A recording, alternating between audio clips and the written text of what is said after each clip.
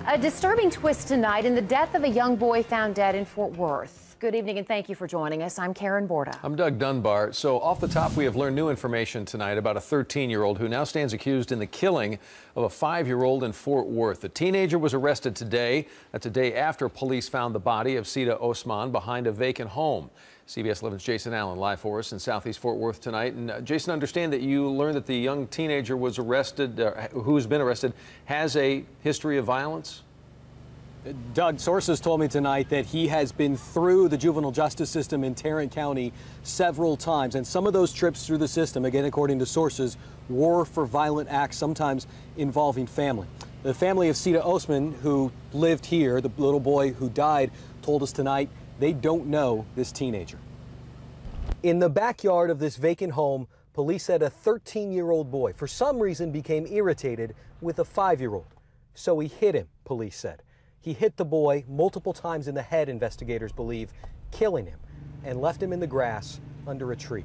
The doctor says somebody killed him.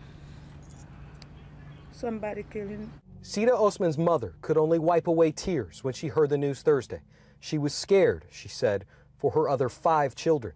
Sources described the 13-year-old suspect as small for his age, and several community members said a bowling ball may have been involved in the crime. Benjamin Clark said they found one in his backyard near the crime scene. When the detective came into our house, he said he found some evidence, like a bowling ball or something, someone threw it at the back of our backyard. So yeah, I was kind of surprised. Police wouldn't confirm the discovery, but in a written statement, Police Chief Jeffrey Halstead called it a heinous, unthinkable crime. Soomaali, I miss you. That is sad. He is barely 5 years old. What he did so wrong. Children from the neighborhood flooded the family with cards, and the whole community was looking for an explanation for the crime. We don't remember anything we've done to any of our neighbors or anybody. Yeah, we're very shocked.